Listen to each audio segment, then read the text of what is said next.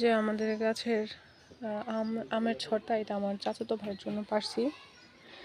তানভীর বেড়ে দিছে, খুব সুন্দর,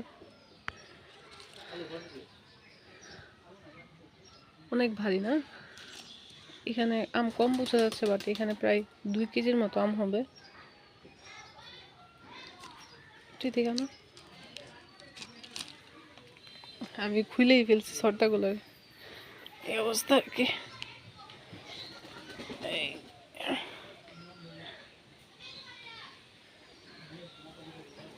আর রাখা যাইতেছে না। বিসমিল্লাহ, বিসমিল্লাহ রহমানির রহিম। আর রাখা যাইতেছিল না ছড়টাগুলো। আর এই তো আমাদের গাছের আমগুলো এখানে পারছি, কিছু আচার দিব। এই যে এই আচারগুলা, এখনের সময় আচার দেওয়ার, একদম ফ্রেশ ফ্রেশ গাছের আম।